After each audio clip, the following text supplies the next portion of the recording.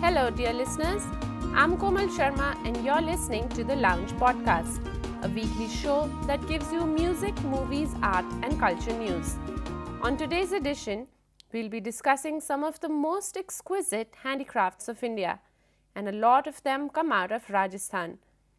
An exhibition showcasing textiles of Rajasthan, the saris, as well as jewelry, marbleware, furniture, blue pottery, block printed textiles, handmade paper, miniature paintings, lacquer products, and a lot more is being held at the Egyptian Embassy, New Delhi on the 5th and 6th of November. This is organized by Princess Diya Kumari of Jaipur, who's joining us now to tell us more about Rajasthan's treasure of crafts. Hi Princess Diya, welcome to the Lounge Podcast. Thank you for having me. It's wonderful to be here with you. Great. So there's absolutely no denying about, the abundance of arts and crafts in Rajasthan. Yet Yes. if you could, give our listeners a little glimpse of what to expect at this exposition. Yes, well, we are trying our best to, get the crafts and arts and crafts of Rajasthan to Delhi, to a much bigger, to get more awareness for them, and also it will be more exposure for them. Right. And there are going to be all kinds of crafts. There'll be from jewelry downwards. There's all kinds of silverware. There are many textiles, different techniques of textiles. Then there is a lot of handicrafts like, sandalwood carving, Right. jutis, durries. There are all kinds of things. There's tie and dye. There's you name it and it's there. And a lot of them are also the kind which are not doing so well.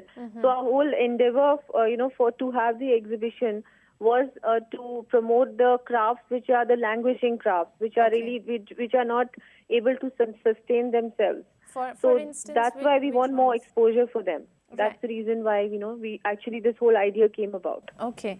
And for instance, which ones? Like maybe Well, one. there is a thewa work, which is again kind of jewelry, which nowadays nobody really wears because it's very time consuming for the people to make, and unless they have a good big order, they don't really want to. And Right. so one is that. Then again, like I said, sandalwood carving is also dying out. So then there are durries which used to be made in the olden times, and now no one really Uses them. want the newer kind, the more modern durries.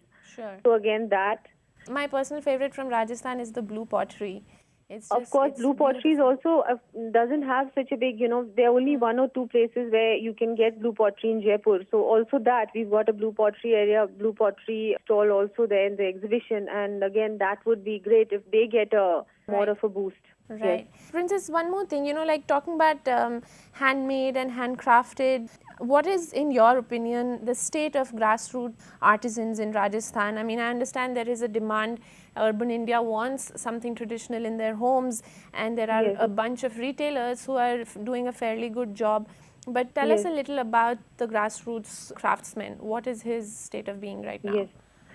Because there's so many crafts in Rajasthan, so I think not everyone is able to really reach out to be able to actually have a retail space, or they're so small. A lot of them work out of their little small houses or small spaces, maybe just, through somebody, they get an order and they do it sitting at home.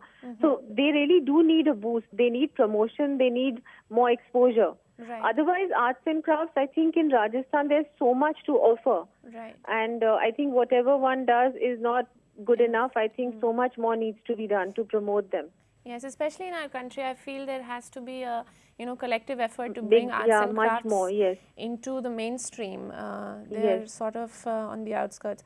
All right. Anyway, this is a start. Thank you so much for talking to us.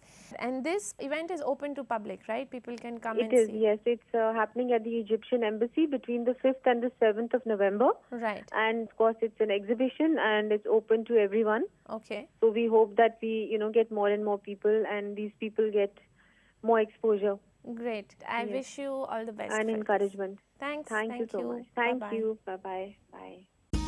Thank you. That's all we have for you this week. Thanks for listening in, and do write to us at feedback@livemint.com. Bye-bye.